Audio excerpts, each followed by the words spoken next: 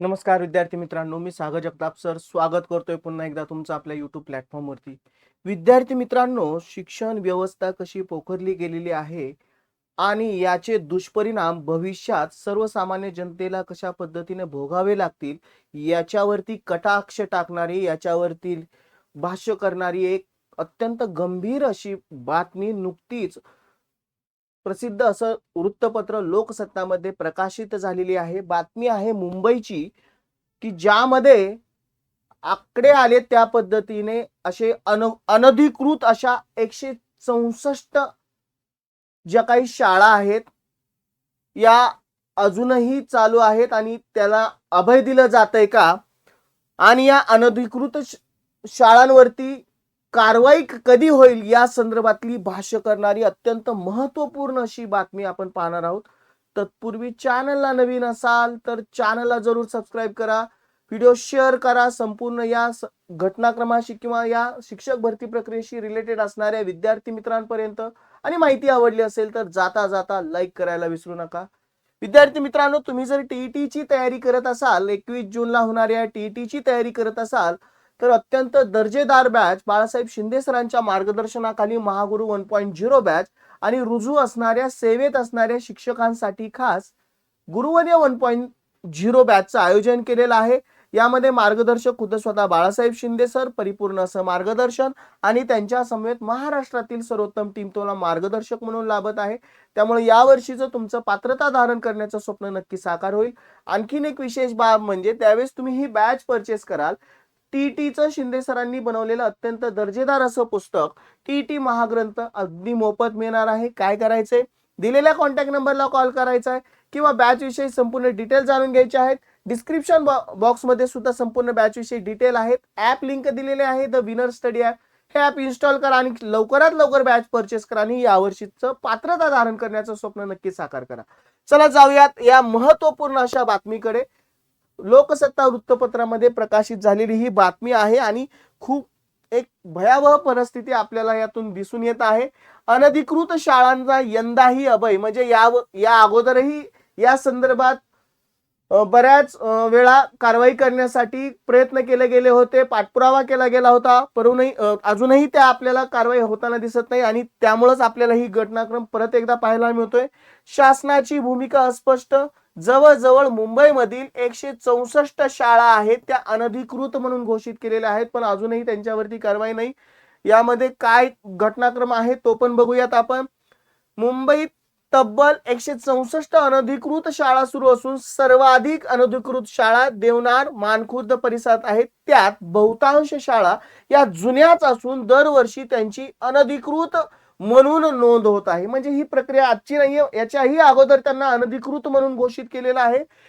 तरीही अद्यापही अशा शाळांना टाळे लावण्यात शासनाला यश आलेलं नाही. शैक्षणिक वर्ष तोंडावर आलेले असताना, कारण आपल्याला माहिती आहे नुकतंच नवीन शैक्षणिक वर्ष सुरू होत आहे आणि अजूनही या शाळा सुरूच आहेत. शिक्षण विभागाचा उदासीन असल्याने शाळांना यंदाही अभय मिळणार असल्याचं दिसतंय. दरम्यान शासन निर्णयानुसार अनधिकृत शाळांसाठी शिक्षण अधिकारी यांच्यावरती कारवाई होणे अपेक्षित आहे. मात्र अनधिकृत शाळा प्रकरणी आतापर्यंत किती शिक्षण अधिकाऱ्यांवरती कारवाई केली याची देखील आणखी माहिती उपलब्ध नाही. एकूण 5,000 चौरस फूट जागा, बघा त्याच्यामध्ये माहिती दिलेली आहे, एकूण 5,000 चौरस फूट जागा 30 वर्षाच्या भाडेकरार, तसेच शाळेकडे 20 लाख रुपयांची अनामत रक्कम असेल तर शाळेला अधिकृत असा दर्जा दिला जातो किंवा प्राप्त होतो. ही आहे अधिकृत मिळण्याची काही क्रायटेरिया, अटी ज्या थ्रू त्यांना अधिकृत असं घोषित केलं जातं. मात्र या अटींची पूर्तता न करता मुंबईत वर्षानुवर्ष 164 शाळा अनधिकृतरित्या सुरू आहेत. आता ही आकडेवारी याच्यापेक्षा जास्त असू शकते. गतवर्षी 2024-25 मुंबईतील 184 अनधिकृत शाळा होत्या, म्हणजेच वर्षभर केवळ 9च शाळा बंद झाल्या. अन्य शाळांवरती अद्याप कारवाई झालेली नाही. मुंबई महानगरपालिकेच्या प्रशासनाकडून दरवर्षी अनधिकृत शाळा यादी जाहीर होते, बरोबर, प्रशासनाकडून. त्यात काही शाळांचा दरवर्षी समावेश होतो. कारवाईचे अधिकार असूनही शासनाकडून या शाळांना मोकळीक दिली जाते. सद्यस्थितीत महापालिकेकडे प्रशासन या शाळांना नोटीस पाठवण्यात येत आहे. मात्र पुढच्या वर्षीच्या अनधिकृत शाळांच्या यादीत संबंधित शाळांची नावे येतील की नाही याबाबत शाश्वती नाही असं म्हटलंय. महापालिकेच्या 2023 मध्ये मुंबईतील अनधिकृत शाळांवरती कारवाईचा बडगा उगारला. त्या कारवाईमुळे अनेक शाळांना टाळे लागली, बरोबर. मात्र त्यानंतर अनधिकृत शाळांचा विषय विधिमंडळातही गेला आणि या कारवाईला काही काळ स्थगिती देण्यात आली. म्हणजे हे प्रकरण काही आजचं नाहीये. याच्यावरती विधिमंडळामध्ये सुद्धा बऱ्याच वेळा चर्चा झालेली आहे. अनेक आमदारांनी ते प्रश्न उपस्थित देखील केलेले आहेत.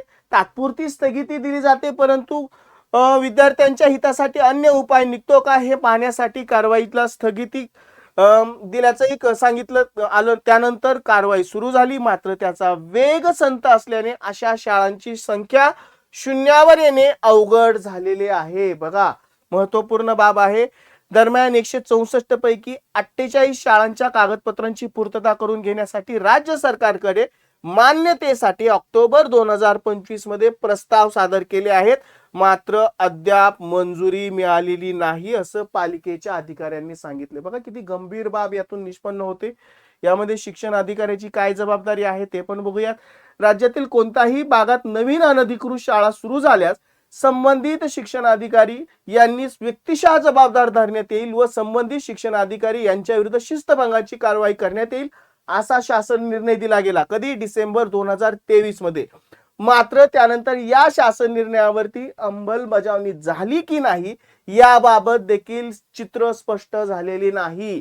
शासन प्रशासनाने बाळगलेले मौन आणि कारवाईमुळे दिरंगाईमुळे पालक शिक्षण क्षेत्रातील कारवाईमध्ये नाराजीचे सूर देखील साहजिकच आहे. यातून अशी जर शाळा सुरू राहिल्या तर त्याचा परिणाम तिथल्या विद्यार्थ्यांवरती, पालकांवरती आणि स्वाभाविकच व्यवस्थेवरती होणार आहे.